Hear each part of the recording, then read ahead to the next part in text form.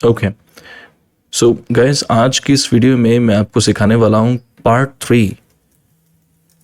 Three की मैं इस वीडियो में बात करूँगा। और आपको बता दूँ कि बहुत सारे स्टूडेंट्स ऐसे हैं जिनको मैंने सुना है कि जो यूज़ करते हैं ये word according to me, part 3 में अकॉर्डिंग टू मी। देखिए, ये बहुत ज़्यादा, मैं इसको कहूँगा, कॉमन है, राइट? और हमें कॉमन लैंग्वेज यूज़ नहीं करनी है, राइट? हमें यूज़ करनी है uncommon language, right? Uncommon. Why? Because जो बैंड 6 है, this is common band score, and 7+ this is uncommon, right? So अगर आपको अनकॉमन बैंड स्कोर चाहिए, so please use such language, कुछ इस तरीके की लैंग्वेज जो आज इस वीडियो में हम लोग सीखेंगे। अनकॉमन लैंग्वेज जो एग्जामिनर अक्सर नहीं सुनता है अपने एग्जाम में, राइट? जब भी एग्जाम कंडक्ट होता है, मेरे कहने का मतलब है। सो देखिए, एक चीज बता दूं कि पार्ट 3 में एक ये वर्ड है वेल। यहां एक चीज आपको मैं एक क्लियर करना चाहता हूं कि वेल होता क्या है। देखिए, वेल इसको बोलते हैं साइन पोस्ट। साइन पोस्ट, अब साइन पोस्ट वर्ड्स होते हैं, और साइन पोस्ट वर्ड्स कौन से होते हैं, कुछ एग्जाम्पल्स हम लोग समझेंगे। ये नहीं है कि आपको यूज बिल्कुल नहीं करना है वेल, बट आज के बाद आपको क्लियर हो जाएगा कि वेल कहाँ यूज करना है, कहाँ यूज नहीं करना है, राइट? साइन पोस्ट वर्ड्स क्या होते हैं? अगर आपने चंडीगढ़ विजिट किया है या फिर किसी भी बड़ी सिटी में आपने विजिट किया है, तो आपने देखा होगा कि राउंड अबाउट जो रहते हैं, जो चौक हम जिसको बोलते हैं, राइट? तो वहाँ पर साइंस बने होते हैं कि इधर सेक्टर 17 है, इधर सेक्टर 20 है, लाइक दैट, यू नो। सो उनको बोलते हैं साइन पोस्ट, राइट? सो कहने का मतलब है कि जैसे ही आपने वर्ड बोला, फॉर एग्जाम्पल, ध्यान से सुनिए प्लीज, बहुत इंपॉर्टेंट चीज करवा रहा हूं आज इस वीडियो में, इसीलिए मैं बहुत आराम से, बहुत प्यार से बोल रहा हूं, क्योंकि ये जो पार्ट 3 है, I am sure everybody knows कि आइलेट्स स्पीकिंग में 3 पार्ट्स होते हैं, पार्ट 1, पार्ट 2 एंड जो हम लोग आज कर रहे हैं, राइट? ज्यादातर स्टूडेंट्स जिसकी तैयारी करते हैं यूट्यूब से या फिर ऑनलाइन, यूट्यूब से मैं कहूँगा, पार्ट 2 क्यू कार्ड्स, राइट, करनी भी चाहिए, लेकिन पार्ट 3 कहीं ना कहीं इग्नोर करते हैं स्टूडेंट्स। और जब उनकी तैयारी पार्ट 1 की होती है, पार्ट 2 की होती है, सो जैसे ही वो पार्ट 3 में आते हैं, they think they can tackle it easily, but this is not the case all the time। क्योंकि पार्ट 3 में एक चीज आप हमेशा नोट करके देखिए, जो पार्ट 1 के जो क्वेश्चंस होते हैं उनमें कितने वर्ड्स होंगे, मे बी 4 और 5, लेकिन अगर आप पार्ट 3 के क्वेश्चंस देखेंगे, सो यू वुड सी कि उनमें 10 to 12 वर्ड्स भी होते हैं, right? That means this is little bit trickier to understand, right? Okay, so sign post words की यहां पर मैं बात कर रहा हूं। ये जो वेल है, इसको बोलते हैं thinking discourse marker, okay? Discourse markers होते हैं ये, इनको डिस्कोर्स मार्कर भी बोलते हैं। Let me right here, discourse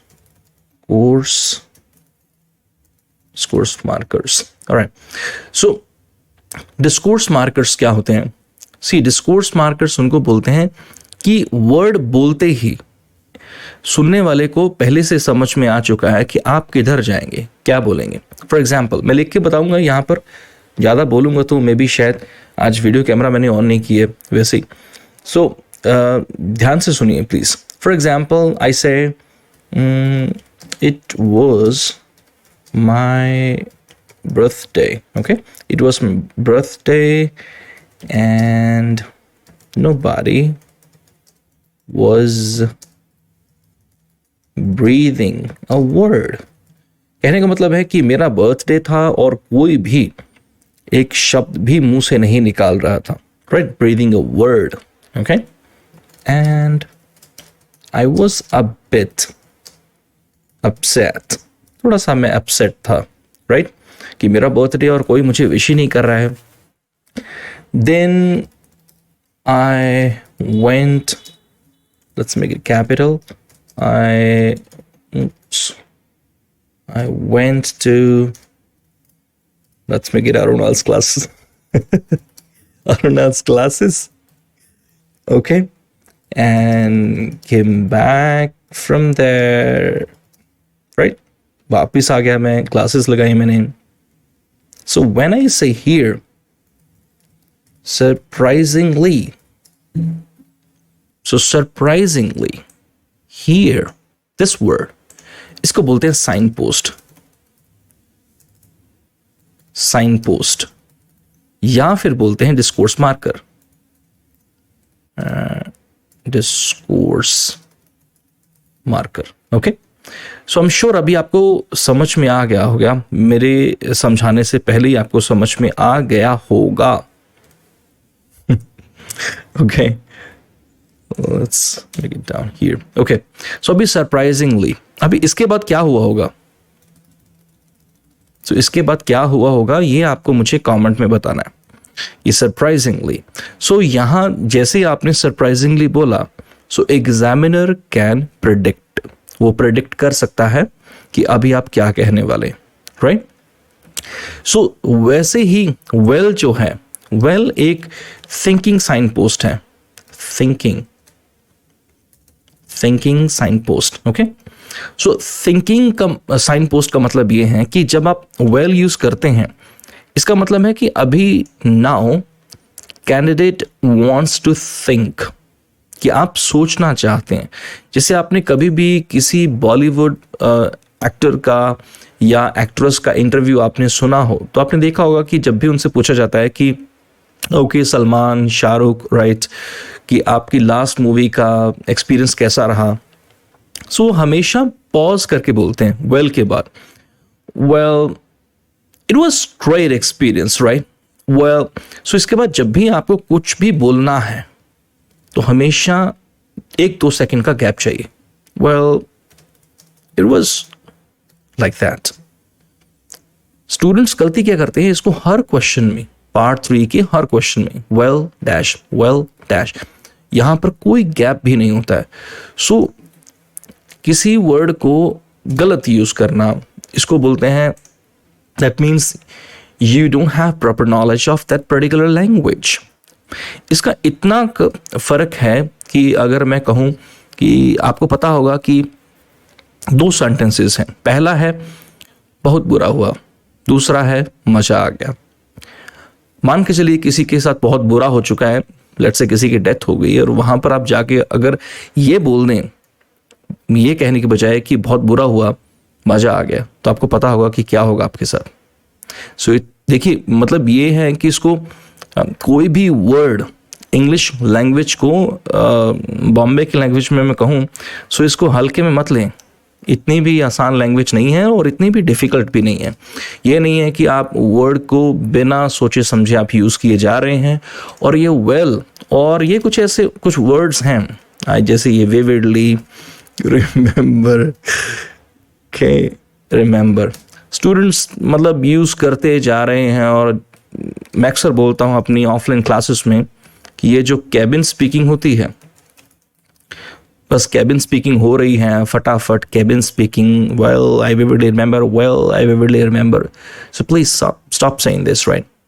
सो अगर आप इसको यूज़ करते भी हैं तो प्रॉपर यूज़ करना चाहिए. और ये तो मैं आपको बिल्कुल भी नहीं कहूँगा यूज़ करने के लिए, बिकॉज बहुत सारे स्टूडेंट्स ऑलरेडी इसको यूज़ कर चुके हैं. चलिए आज इसकी बात नहीं करेंगे ज़्यादा. Let's remove this, right. So part 3 में अकॉर्डिंग टू मी बहुत इंपॉर्टेंट चीज है. Right, let me erase this. Okay, so part 3 में देखिए सबसे जो इंपॉर्टेंट चीज है, first of all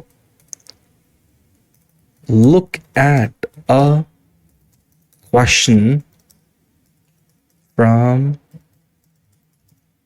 different viewpoint. Okay, from different viewpoint, or let's say from different people's viewpoint, PEAPLE, right. sometime it happens. All right. Okay. So, oops, there has to be O. That's why I was confused. Anyways, because my focus was at this. Okay. Finally, look at a question from different people's viewpoint. कि हमें question को अलग अलग लोगों के view point से देखना है, और इसके कुछ सेंटेंसेस हैं जो आपको मैं करवाने वाला हूं, जो आप यूज कर सकते हैं जब भी आपके दिमाग में वेल आए या फिर according to me. Okay, so यहां पर एक मैं question, let's take one question. So एक क्वेश्चन ले रहा हूं यहां पर मैं. Should children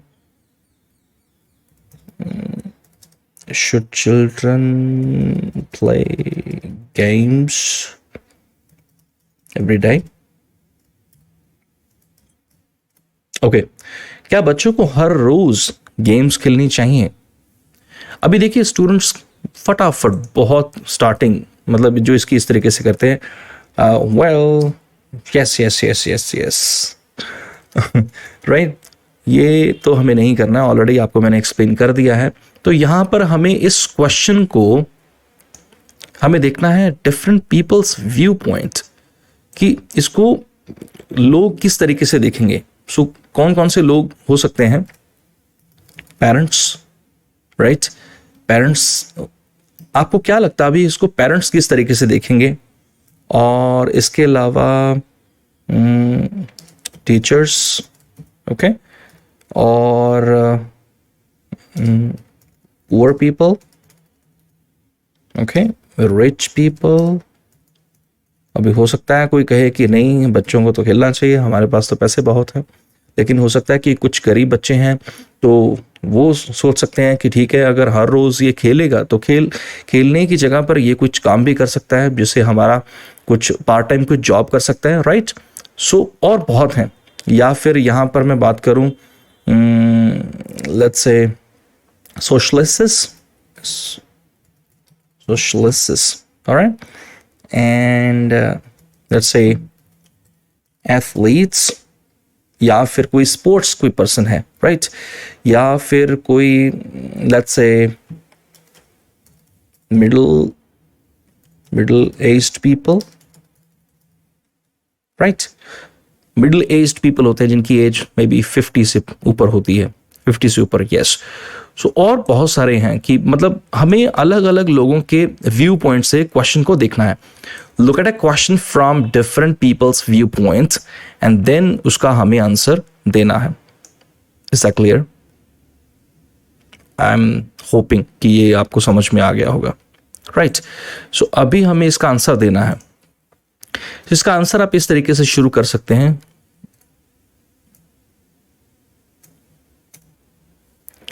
like you can start with कि आपको क्या लगता है कि सबसे पहले आप किस तरीके से शुरू करना चाहेंगे, किसके पॉइंट ऑफ व्यू से आप शुरू करना चाहेंगे. So number 1, you can start this way, from the perspective of parents dash.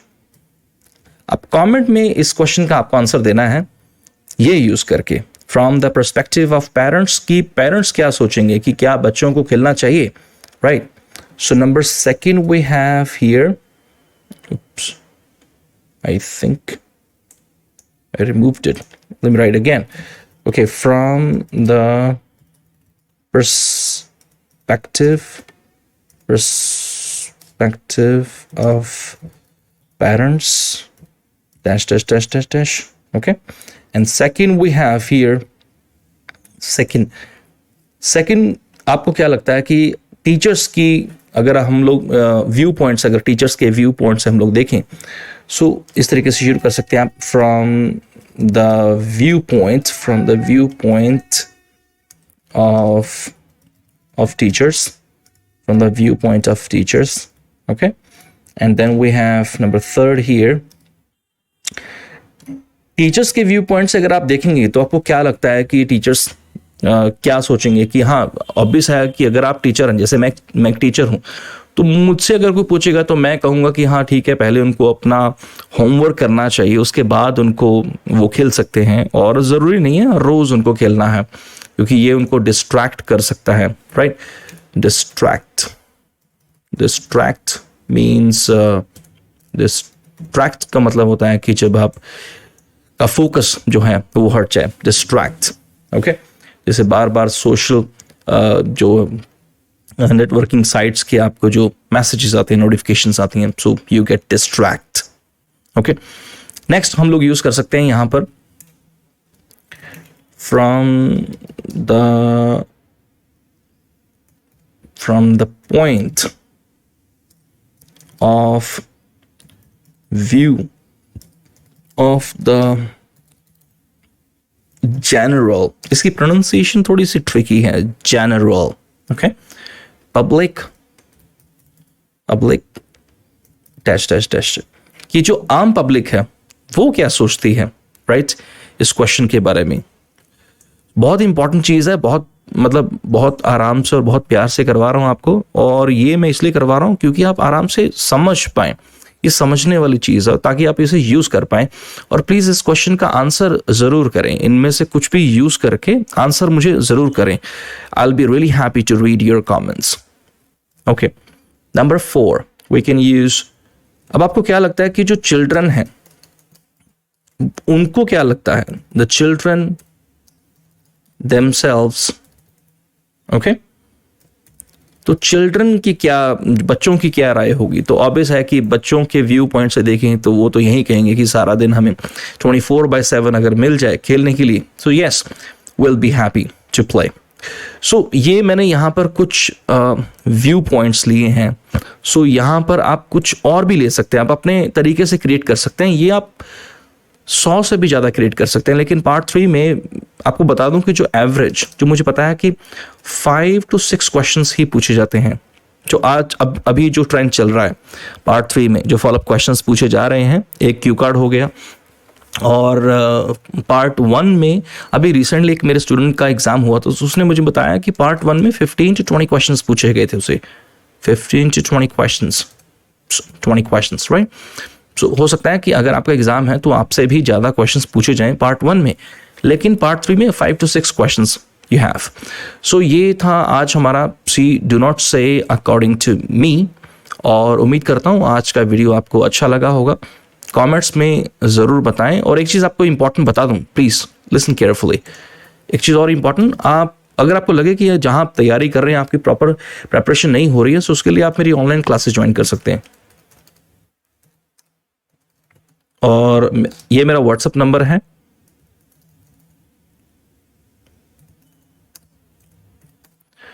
(9872649530). सो आप ऑनलाइन इवनिंग में ज्वाइन कर सकते हैं, और अगर आप ऑफलाइन ज्वाइन करना चाहते हैं तो मंडी डब वाली में ज्वाइन कर सकते हैं, Arun IELTS classes, Chautala road, right. So for more information you can text me on my WhatsApp. Thank you so much.